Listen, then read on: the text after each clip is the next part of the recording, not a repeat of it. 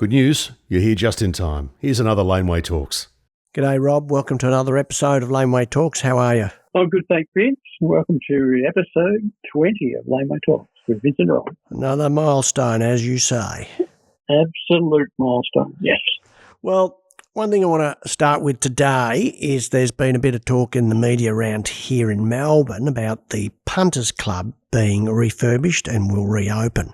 I don't know if you know a lot about the Punters Club, but it is I always saw it as a sister pub to the Tote. So you know the Tote well because that was around in your day in Melbourne. Yes, played there a few times. Right. Got a live video online actually from the Tote thing. And, the Punters really been the sister of that pub, and everybody and anybody when they were coming up, because it wasn't a big venue, played at the Punters. We've spoken for weeks and weeks about government support for venues and venues crying poor, and they're going to have to shut if they don't get any form of funding, and they're, but then I see something like this and it was really refreshing. Some locals had seen it because it had converted to a pizza place and then it became a club, and they'd seen it and gone, well, we're going to buy it. It went up for sale, obviously. We're going to buy it, we're going to refurbish it, and we're going to call it the Punters Club again. It shows you that if you've got some commercial nous, you can have the confidence to go and invest your money and make it work. Now, whether it should be a music venue 7 days a week or only maybe 2 days a week and the rest of it's, I don't know, a restaurant or, let's never talk pokies. We don't ever want to know about pokies. You therefore use it as a music venue a couple of nights a week and then the rest you're making your money elsewhere, maybe with food and whatever.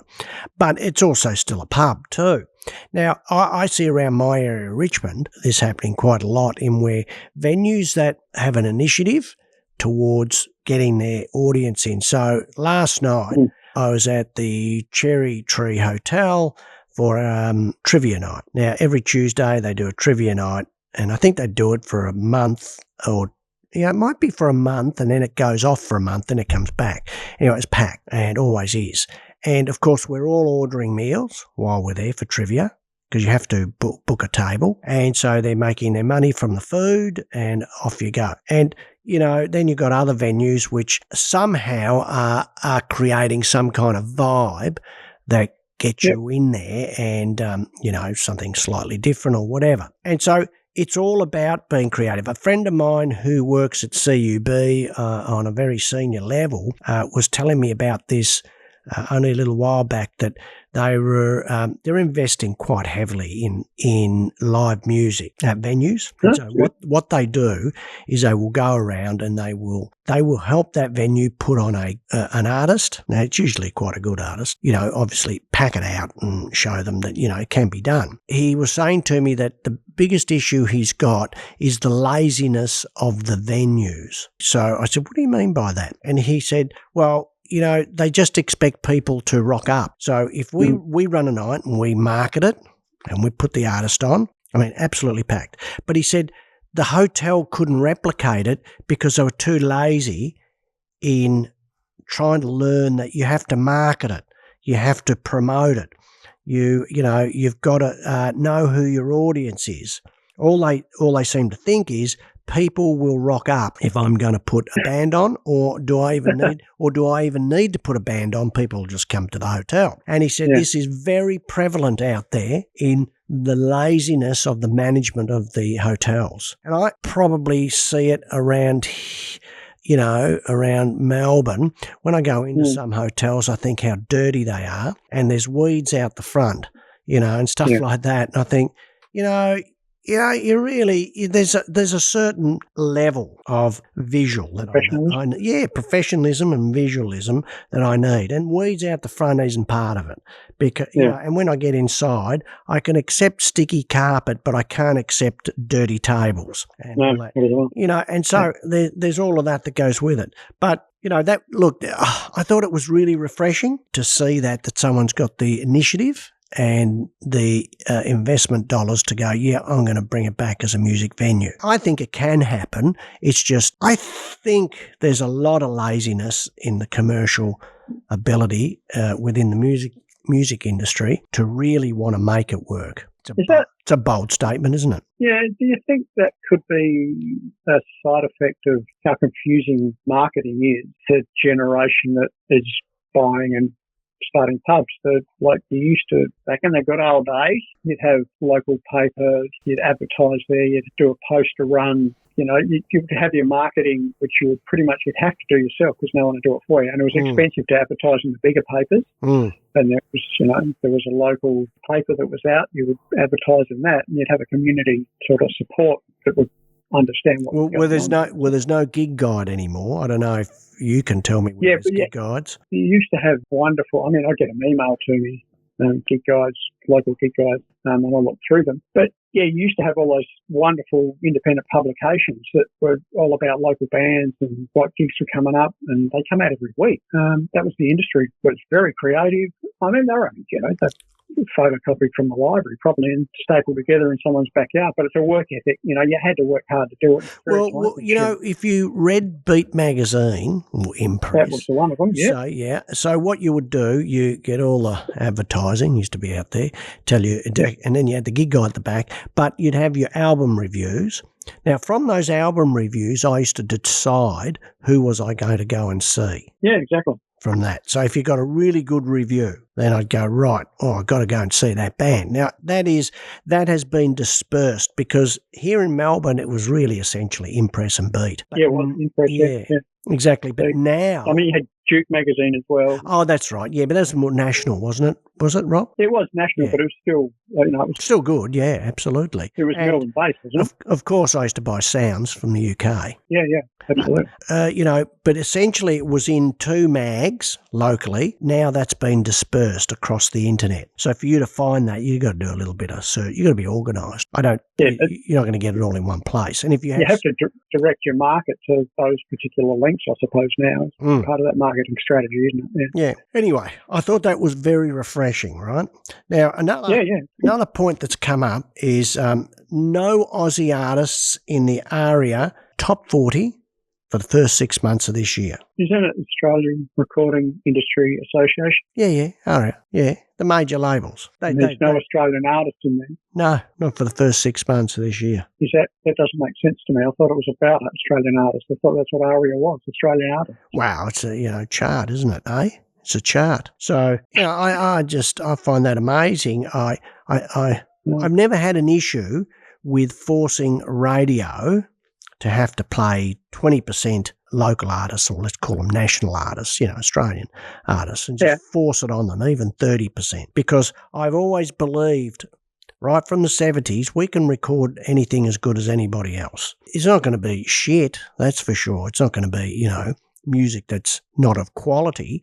So we could do that. We could force that on them. I'm amazed that we force everything else. The government, we're not a democracy anymore.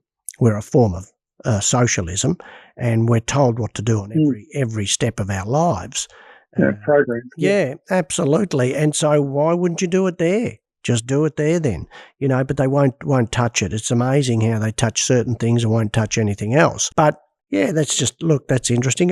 What came with it, another article straight after that was that Russian artists who have supported the war in their music have been now banned off, another 5 artists off Spotify, but they're not banned off Apple. So, you've got that happening too, and you think, well, why would that happen? Well, why wouldn't Apple then ban them? Why are you banning them at all? It's music. Something that happened to us, we have a Damien Lovelock song from the Celebrate Rifles, and that's banned in China. So we got a notice back that it's been banned in China. But we even do a little bit of marketing in China, and so therefore you can't market in Russia because they're criminals apparently. I'm not saying they're not criminals, right? From their war, I detest the war 100%. But you can't market into Russia. But you can market into China. You can't market into North Korea because I don't think they have the internet. But is that right? Well, you're not allowed onto their internet. They've got some form of low-level internet. Anyway, I think that you start doing some gigs in North Korea. Yeah. Oh, that's right. You're not allowed to play music. Well, you'll never come home, mate. Yeah, So, look, you could, I look at those territories and think, well, you're going to ban that, but I can market at some, I can't market at others. I'm going to ban you because you mentioned the Dalai Lama. Yeah, all this kind of stuff. It's a world gone mad from that perspective. And then you look, no Australian artists in the ARIA top 40. That's a crazy situation. Why? We're as good as anybody else. We do produce good music. Now, the other one that goes with that, 5 artists being pulled off Russian, or 5 Russian artists being pulled off Spotify, is Spotify has pulled several Australian artists for apparent fraudulent streaming activity. But these artists are crying poor that, well, hold on, how do they know that? We're saying we're not doing it. But they've been pulled off and you have no right of recall. You're just pulled off and that's the end of it, right? I couldn't see that Spotify would pull you off because it means money to them, whichever way you see it, why they'd pull you off if they didn't think you were doing any fraudulent activity. Now, you and me have spoken about Spotify in itself doing, are they? I'm just saying allegedly, I'm not accusing them, but it has been reported in the media that they are using AI to push their own stuff. Is that fraudulent?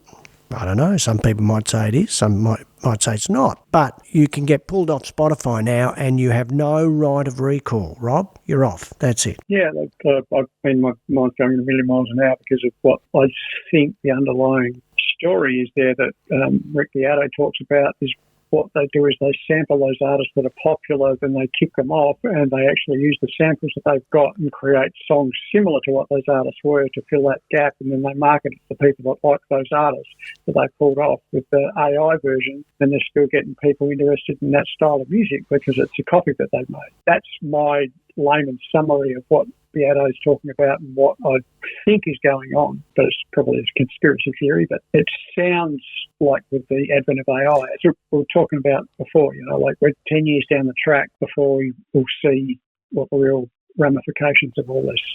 Well, I'm not going to doubt any of it, whether it's conspiracy theory or not. I mean, Spotify is don't disclose anything, and anything's possible. Corporations, I find, in this day and age, will do anything to stay ahead of their competitors.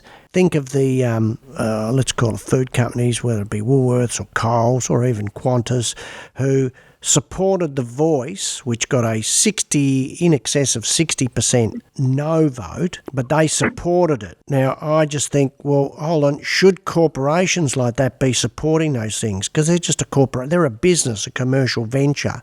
But we do know they did that because they felt they would be seen to be in the right flavour with the right people. Now, that whole attitude is coming apart at the moment. There's some readings on this out in Juno land at the moment, that's kind of coming apart because they're seen to be weak and they'll, just go with a populist view. But it's not a real view. See, if it was real, I'll go with it. You know what I mean? There's real conviction for The Voice. I'll go with it. I think, yeah, good, do what you got to do. But when it's not real, without any real conviction, it's just anything to get ahead of the competitors or, to stay with the people that will try and counsel you. So, and the things that they'll never talk about, I won't talk about that because I'll be cancelled. I mean, the cancel culture is just laughable, isn't it, around the world? Cancel culture. If you say the wrong thing, you'll be cancelled by those. Oh, right. Yeah, by those loud voices who are in the minority, but who are trying to dictate this is how you'll run the world. Yeah, but I still think those people that run that are the minority. We're the majority, so they ain't going to last too long. Exactly. I mean, exactly. But on that, you're talking about The Voice. So as I was talking about Vinnie Colaiuta being interviewed by Don Famularo back in 2017 on the state of how things are for professional musicians. He says about there's an awareness now that there are kids who don't know otherwise than the shows like The Voice. They think that's how the industry is and how you make it. If you're an aspiring young musician and you see that every week, and you have to be able to make it on a new talent show, and they think that's the environment for, to become a star. And now all of a sudden it's a career. So everyone sort of, I don't know whether there's something behind that in the way that those advertising companies promote those shows to feed the dream, but it's only one aspect of how to make it as a musician as well. I find it difficult to even understand those shows. I don't watch them because I don't enjoy them. And with The Voice or whatever, there's like 2 of them, isn't there? And Want to Be a Star or something like that. Yeah, but who are the judges on those shows? Well, yeah, I mean, but, what I find is the people who are up there singing, if they can do those big, high-pitched yells and stay in tune, the audience go mad. Yeah. And that's it. Well, it's like, hold on, is it a unique voice? He's just, he's got a big vocal voice. Gymnastics. Yeah. So I tuned off as soon as I used to see that. I said, this is just rubbish, And I've never ever watched it since. I suppose I look at talent as you've got to put in the hard yards. I never believe in, I do remember some artists who I will not mention, who said, who had a couple of number ones, who goes, we've paid our dues, and so the success is coming now. And I thought, well, no, don't ever say that.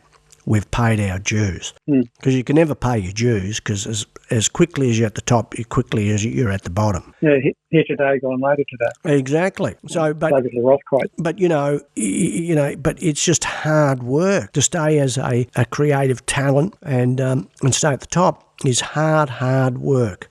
And you work at it and work at it and work at it. And it probably goes back to what I've said in prior episode, that, if you use a year plan or a 2-year plan, you will have success. But that success comes with a plan, a real plan, one that it's adhered to day in, day out. That's hard work, Rob, isn't it? Oh, absolutely, yeah. I totally agree with that. It's a business like anything else. Yeah. And there's a structured plan to be able to succeed or fail, But even if you fail, you've got to get back up again and keep going. Give up and change your direction. Well, you can if you want. Now, something else that had come up too was talking local journos here about, community radio and all that. I've never been a huge fan, but I know you're kind of involved, aren't you, in community radio? One of my students' dads is a DJ on local community radio. All right. Okay. So what's your thoughts on community radio? And then I'll give you mine, because I better not say anything insulting out there. Yeah, I mean, I've got a family member that, started SAFM over here, so I know what commercial radio is like as well. SAFM is a torch to the industry. I mean, they created FM. They did, absolutely. I'm well aware of the comings and goings of all of that, because I hear a lot of stories firsthand of how they did it and what they were doing. But it's a different beast now, like that whole Oz stereo thing. I have a couple of divided opinions. I will listen to... No, I'm talking about community radio. I'm talking about community.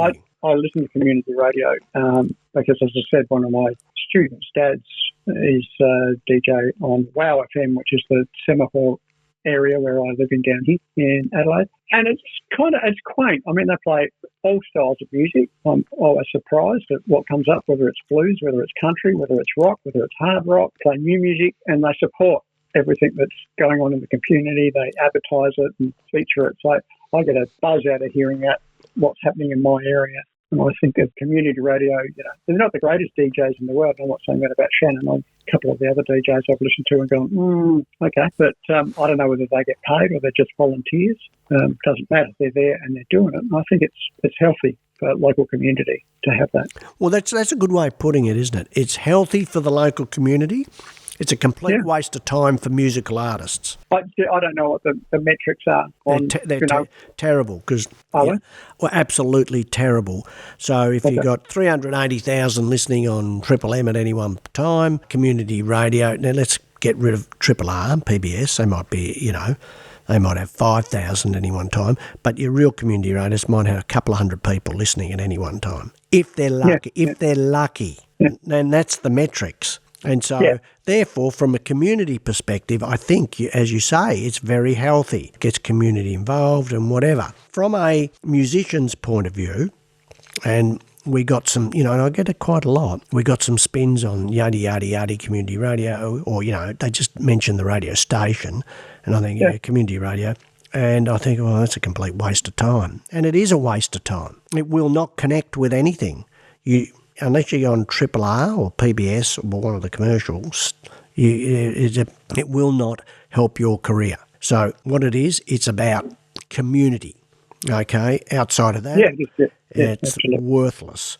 But there's a lot of palaver here, they need to give more funding, and community radio can, do this and do that. And I think, oh, come on. It's absolutely gone. If you want to do anything, do what we're doing, do a podcast and get it out there and see, what do we get? 50 or 100 listeners a week. Now, we hope to increase that, but, it tells you where you are, doesn't it, Rob? Oh, well, you've got to have a metric to gauge what's going on and, try and refine what you're doing and get out to a bigger market. That's the whole business plan process that you talk about. Now, I wanted to bring up something. Western Australian Music has announced a plan to the government has given them $1 million. You seen that? I did see it, during the week. It's another one of these. Let's just throw money and see where it goes. And I just wanted to read a few things out in there, which I thought I can't understand what they're talking about. In a format, President of the Board, WAM, said the funding underscores the crucial role that WAM plays in supporting and nurturing the Western Australian music industry. He added, it marks the first significant step in our new strategy. So they've got a new strategy now. They've been going for like 10 years, 20 years, right? But they've got a new strategy which will see WAM not only reshape but transform, making meaningful contributions to the industry and the broader Western Australian cultural landscape. We are looking forward to sharing more on the strategy over the coming months, right? WAM have already begun shifting into its new era, with this week's news being that the exit of Livia Carr, the current executive director. So it obviously shoved her, and they praised her work, of course. And all this comes in response to challenges faced by the Australian music industry at large over the last few years. WAM's representatives vouch that the body will work closely with key industry and government figures. Take that. Representatives vouch that the body will work closely with key industry and government figures, as well as critical partners and stakeholders. Do you love that? I could write that and I could patent that and it'll get used around the world because it means absolutely nothing. You bring up that sort of rhetoric every week. I know. It's the same as I've spoken about every week, isn't it? There's no substance, is it? It says here, listen to this, to ensure it builds capacity and capability, contributing meaningfully and delivering impact at scale.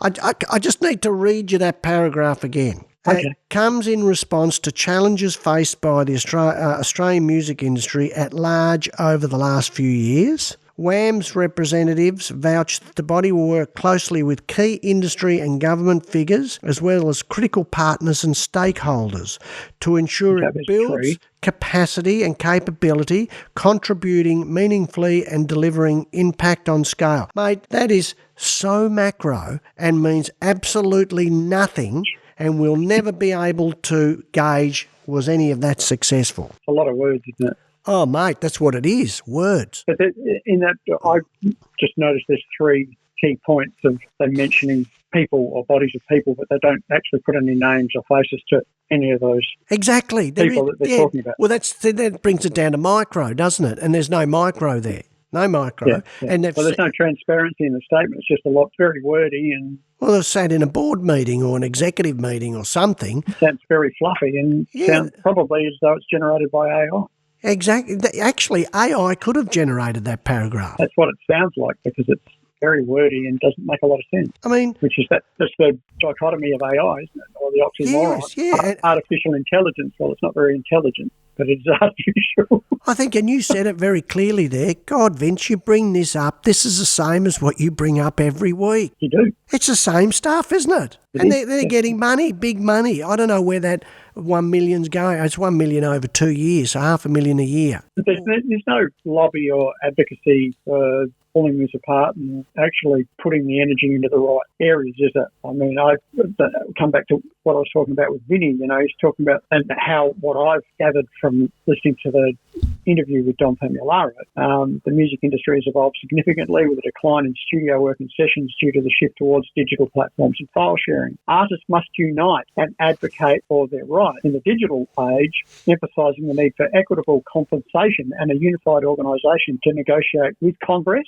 in America, where they're talking about, and a push for legislation that protects the artist's rights. Now, they're very, very significant points. Now, I was inspired by that, and I'm having a look. I've just put into Google advocacy organisations for musicians in Australia, right? And the first thing that comes up is the Musicians Union of Australia. All right, we'll leave that there. Support Act is another one. Oh, yeah. Australian Music Association, the AMA. Yep. AMCOS. Yep. And Creative Australia, Music Australia, and Musicians Making a Difference. And then it goes to the Office of the Arts, which is the government body, and then comes back to the AMA. Now, all of those, are they all advocates for musicians in Australia? And what are they doing for musicians in Australia? I think you hit it on the head weeks ago. We just need to concentrate on the artists. Not on everything else that goes around at the venues or whatever. We need to concentrate on the artists and keep the creativity coming. Absolutely. That's where it all, that never, as you well say, it never changes. No, it doesn't. You know, so if we were to concentrate on that, I'm sure we'd get a lot more creativity and a lot more hits and whatever. But taking it back one step to what you said, that, you know, about Vinny and, drumming, and whether it's AI-generated drumming or whatever, that goes across society and the economy in general now. And I kind of view these things all the time. I see something on, I don't know, not TV, but, whether it be on YouTube. I saw this ad yesterday on YouTube because I'm always playing our YouTube channel in the background, and always gives me, I do it for a reason, because we listen to the audio, make sure it's good, whatever. Yeah. One of the commercials that came up was sending all our old clothes to somewhere, and they pick it up, and then they send it over to, I think it might have been Malaysia or somewhere like that. And then they had vision of in the factory where people are there on the conveyor belts and pulling out the clothes, and they're making them into rags. So they're reusing them as rags, right, as opposed to going in landfill. And I just thought to myself, we need to have lower-end jobs like that for that part of the socio-economic part of society, where some may be but some not, that they don't want to be brain surgeons and they just want to do it. And so there's work there for them. Now that job, I'm sure within a couple of years will be gone, because there'll be AI within robots doing that, pulling out the different clothes. You see, but this goes across the economy and many areas where jobs are just going to disappear.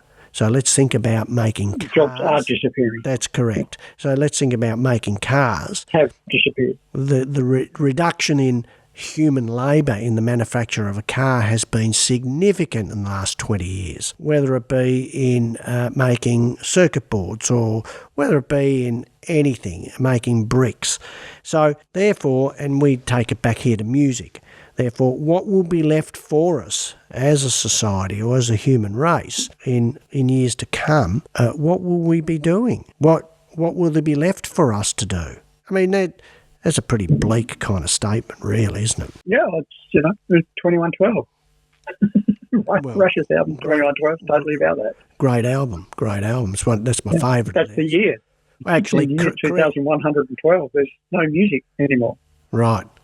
Oh, right. Okay. Banned it completely. There's no musicians anymore. I mean, Frank Zappa says that in Joe's Garage. That goes back to Vinnie Colaiuta once again. He's the drummer in Joe's Garage. There's no musicians anymore. The big companies have just wiped it all out. Well, they don't want you to be creative. I'm just looking at a thing here that Beato said. I was watching Rick Beato this morning. His latest blog came out, the 4th of July one, which is today. Yeah, the enemy of art is the absence of limitations. Just say that again. The enemy of art is the access of limitations. No, the enemy of art is the absence of limitations. Right, so if there's no limitations, then art won't be pursued. Yeah, which is what's happening with Spotify. You can get millions and millions and millions of songs.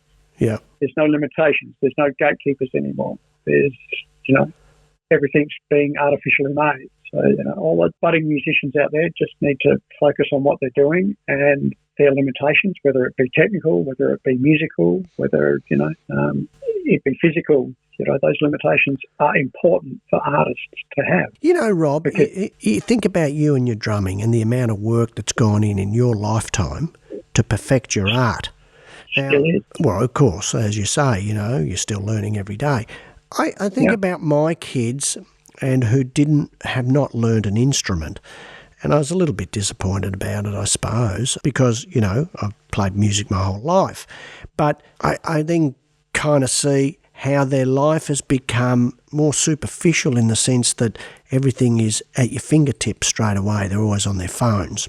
And to actually, say, learn drumming or guitar or piano or whatever, and I gave them piano lessons as young kids and they never followed through with it. That's a child's curse, Vince. You must know that. Yeah, wow. And, piano lessons is a child's curse. I know. But, is it because you have to put in those years and years? I mean, I put in years and years in my drumming. I mean, I was sight reading, in the early days, but that took years. Yeah. So you got to put it in. It's every week. You had to go to your drum lessons every week. You had to then go home and practice. And, I'm not sure they've got it in them, Rob, to do that. Is that because it's a different world now? I mean, I go back to how things where I was, we were talking about before, but we used to get an album. I mean, I used to listen to my parents' albums before I could go out and afford them. And I remember, we used to listen to Bill Haley, Rock Around the Clock, or we listened to Elvis, or we listened to Winifred Atwell. My dad was a piano player.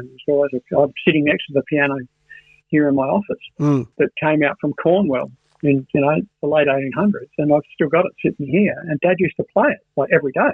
Yeah. And we used to listen to records that he would like Winifred Atwell was that Boogie Woogie Blues music. And, we listened to Bill Haley and Rock Around the Clock because, that just come through, where we were talking about mid-60s. And then Elvis and, listen to all that. And I'd sit there and listen to those albums and you would listen. Yeah, but bring it back to you couldn't do anything. You couldn't do anything else but listen to it. So you'd stare out the window or you'd look at each other or look around the room. But there was no distraction.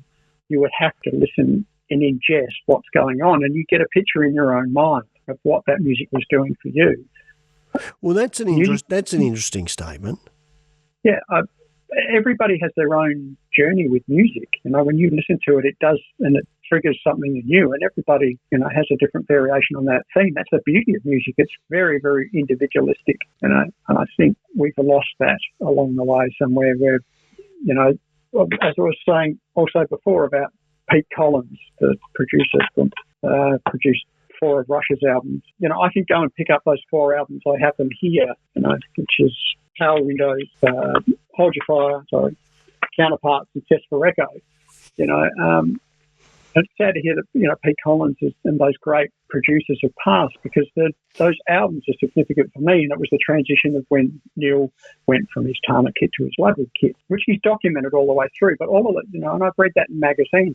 I'm surrounded by magazines and books about it because that's the fascination that I have for the instrument, of the drummer that played on those albums, the producers that produced those albums. I can see that. I've got a tactile. I can open up the album. I get that, but I want to strip it back to what I started with. Do you think it's because it's going to take you years to perfect that instrument, and they don't have, kids of today don't have that application within them to go, well, this is going to take me quite a few years. Why couldn't I learn it in 6 months or 3 months? Yeah, but if you've got to ask that question, you're not going to be a musician. There you go. You've answered it. I wouldn't have thought twice about, 4 years of going, or 5 years of going to, lessons, and yada, yada, yada. But I'm not sure I could get kids to go into lessons today.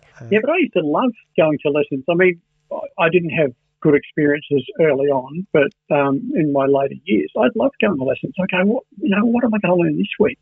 What's Frank going to give me this week? Quarter notes? Wow, give it to me. Eighth notes? Yeah. Fantastic, bring it on.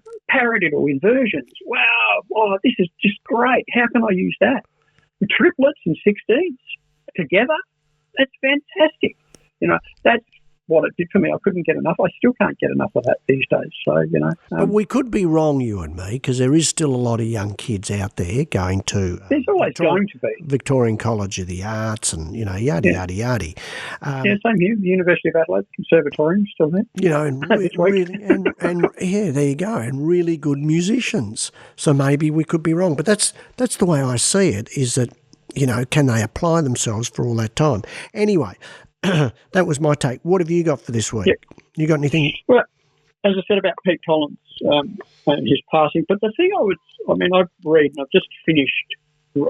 lots of books, obviously, because I like pretty books. I don't. So you and me are polar opposites. I love it because we are, because I don't. Yeah, it's great. Yeah, that's fantastic. The book that I've just finished is Neil Peart's last book, which is Clockwork Destiny. Now, Clockwork Angels is the first book, Clockwork Lives is the second, and Clockwork Destiny is the last thing that Neil wrote and didn't finish because he passed. Now, the thing that fascinates me about all of that is the last album that Rush recorded was called Clockwork Angels. He made a book out of it, they did a tour out of it, they had an orchestra with him on stage with it, and there's a book about it. But I was looking, because it was sad that Neil passed, but I was reading from Kevin Anderson how he says in the afterword of the book, which is the last bit after the story's finished, how it wasn't finished and how he was talked with Neil, and when Neil got sick, he put it on the back burner. Then after he passed, you know, quite a few months later, Kevin Anderson spoke to Carrie, Neil's wife, and said, should I finish it? So, yes, he did. And the beautiful thing about it is Kevin Anderson's first album was taken from the lyrics of Grace Under Pressure. Kevin Anderson's first book was taken from the lyrics of Grace Under Pressure. Now, Kevin Anderson's probably famous for writing June, for the listeners out there who haven't heard of him. But because he has the love of music and the love of Neil's lyrics, he wrote a book about it. And then Neil wrote back to him 2 years after, and he never thought anything that he'd ever get a response from Neil, but he did. And they ended up, 20 years down the track, they collaborated on 3 wonderful books. And all those lyrics are in nearly every page of those books, Clockwork Destiny, Clockwork Lives and Clockwork Angels. The lyrics from all those Rush songs are in those stories and those books. And I had a smile on my face. It was, even after Neil's gone, which is very, very sad, that I can get a kick out of reading every page. And there's a song lyric in those pages and a story around that. I think the power of music like that. Remind me what this is all about, though. It's the power of music and someone of Neil Peart's calibre and artistry to be able to create something like that over 40 years, and it still does something. It touches people deep inside. That's art at its highest level, and I think it's it's wonderful actually reading those books and listening to those records and being able to be inspired to go, well, maybe I can write a story. Maybe I can write a song about something like that. Maybe I can play this lick, but he didn't put it in my own music. That's inspiration. It's just wonderful. I'm just so much more superficial than you. It's just music to me. Should you admit that?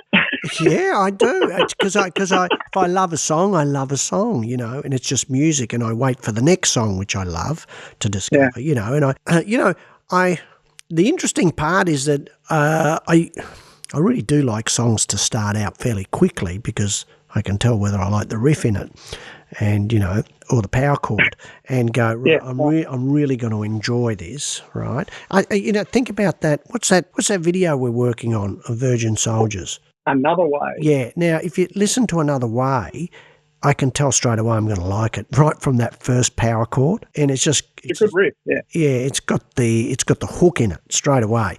Anyway, I wait for the next song like that, which I go, wow, I just love that. I just love the whole structure of it, and that's me, superficial in that. It's not superficial. It's just responding to a different stimulus. Well, that's true. Yes. Yeah. Exactly. So it's still a fascination. It's just a sound. It's not a lyrical fascination.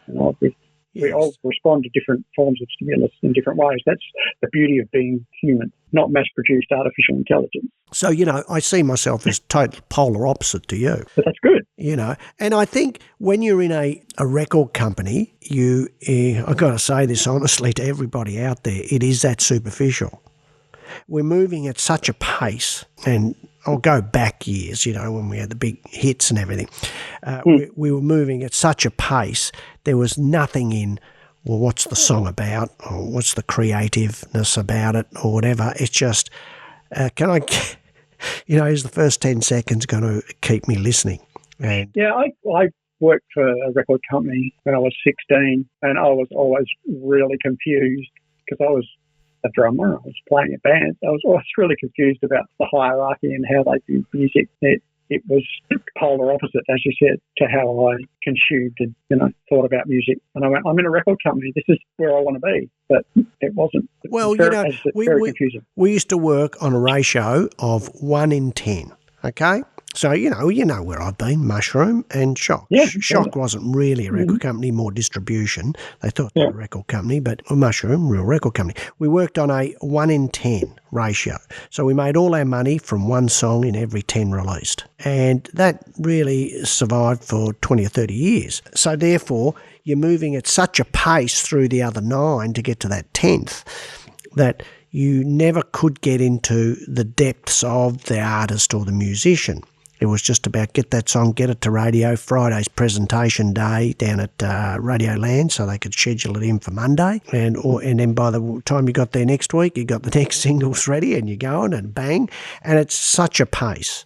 And yeah, I mean, I never found much credence in that. I probably could be talking out of turn because it was all about payola, long lunches, and how many units the reps could flog off in the stores, and then we'd have the returns the following week. So I always thought it was a false economy. It always confusing. That's your vinyl land and your CD land you're calling the false economy, because that's how it worked. I was in the companies and I saw the units and how they sold, but I also saw how they publicly talked about it in the papers and in music press. Well, I never remember anybody talking about it in the press that it was all payola and it was we used to manufacture hits. No. That was the hidden part of it. It was never talked about. But when you saw the numbers, look, like this single is number 3 this week, and I went, well, how come I've had 350 copies of it come back out of 1,000 units? They've sold 650 in a week. Is that what makes a number 3 single?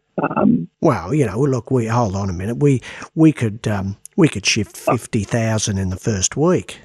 I know. I'm just using whatever numbers. Yeah, we could shift 50,000. Of course, there was always returns, and you understand from the record stores that they couldn't hold on to stock, and then if there wasn't a huge margin in it for them, so they couldn't then sell them off cheap either because they'd actually lose money on every sale. So whereas for us, well, you just put it up against the artist, comes back off the artist. The CD might have cost $1.82 to manufacture, yada, yada, yada. So you get rid of it that way. There's a process in all of that. But, if I go back to the songs, we just used to think, yep, that sounds really good. It's got me in the first 10 seconds. Bang, that's going to be a hit, right?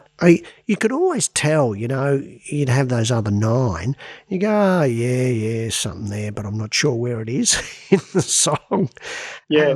You always knew when a hit was going to be a hit, although I was the worst. I could never pick a hit. So if I said it wasn't going to be a hit, your best bet was to say it was going to be a hit. Your better money would be on that. It probably was. The only one I came across was, Choir Should Boys. I be worried about that? Yeah, you should. Well, the only one I can truly say is the Choir Boys, Run to Paradise. Now, I remember this very clearly. I go down to publishing. We had the publishing for the Choir Boys too. Now, the song hadn't been discussed in the record label yet. Mushroom, but in Mushroom Publishing, the general manager calls me down, he goes, have a listen to this. And he goes, some really good tracks from, Choir Boys. Now, they'd moved from, I think, Alberts to us. And I'm listening to it all, and Run to Paradise came out. I go, that's the one. You got to go with that. And he goes, yeah, I reckon too. I reckon that's the one. That's what went up the channel, back up to Michael, and released, right? That was Peter Blyton. Peter Blyton, yes, Peter Blyton as producer. He produced the Soldiers. And so, that's the only kind of song I think I can give any credence to that I go, yeah, I picked one, because I could never pick them before that, I can tell you. But anyway, anything else on the agenda, Rob? The other thing I was just going to mention that reading Craig Horn, who's one of the Laneway artists, I know we talked about Craig before, his book's actually gone from reading Neil to reading Craig's I'll Be Gone. As you know, I'm a PhD and my research is about Australian popular music, and I love the way that Craig talks about Mike Rudd, Ross Wilson and Ross Hannaford and how all that started. But I just, because I'm looking for, what my whole thesis is built around is, the influence of Australian music globally, you know, and how much impact we've actually made, if any at all.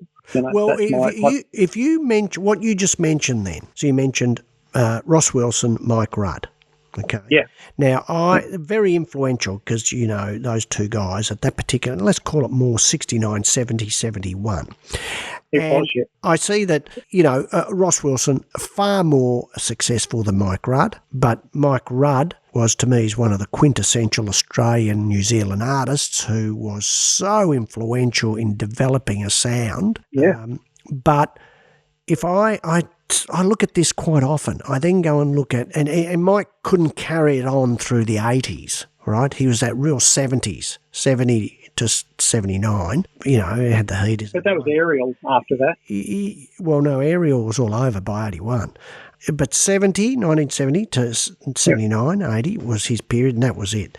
And after that, it just couldn't capture what he'd had before. I don't know why. But that's still... That's a lot of runs on the board. Well, then I want to bring in Ross Wilson. Yeah. Right? Now, let's talk Ross Wilson. So heavily influential in the last part of the 60s, wasn't he, Ross? And then into the early... Well, yeah, mid-60s with the Party Machine. Right. Well, let's see, that goes before me.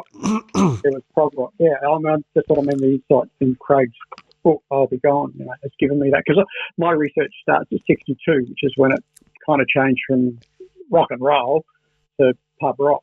And, you know, the influence around that is very much influenced by, you know, the Mike Rudds and the Ross Wilsons. But Ross went overseas to join Procession in the mid-60s. Who did he join?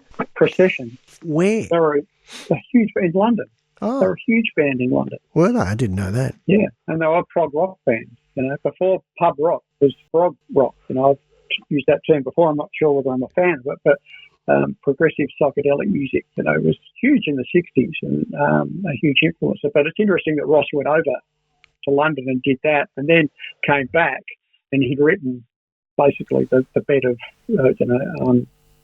Daddy Cool. Daddy Cool, yeah, which is Eagle Rock, you know, like, and you were saying before about songs that grab you straight away. Well, that riff from Eagle Rock, you know, Mike Rudd, the Heart introduction to I'll Be Gone, you know, they're two iconic Australian songs, and it's all in that first 10 seconds. Well, you know, what I wanted to mention about Ross Wilson is that, okay, you've just brought up his whole 60s part, and then, you know, we know how influential he was in the 70s, because as a producer and as an artist. Absolutely. Yeah. Right? You know, and the Mighty Kong, which I see as one of his better bands, only got the one album out.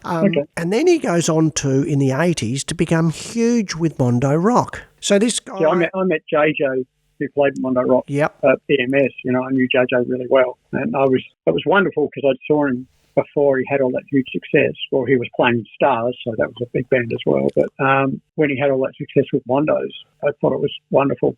But I always loved Ross's career. I've always followed it. Well, it was, you know, and I had to look at his stats the other day, only getting about 140,000 listeners a month on Spotify, right?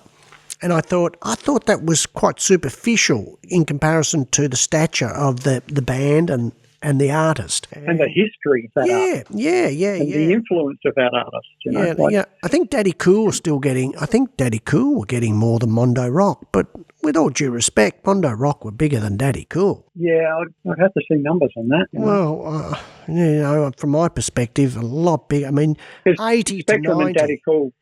And Daddy Cool played together, but with Spectrum headlining, but they ended up turning that around and getting Daddy Cool to play second because, you know, the people were leaving after Daddy Cool because Spectrum were a little bit more cerebral, I think, you know. Yeah. And I mean, I love Daddy Cool. I had those first two albums, you know, I thought they were great. But the thing that changed for me with Ross's production was Skyhooks.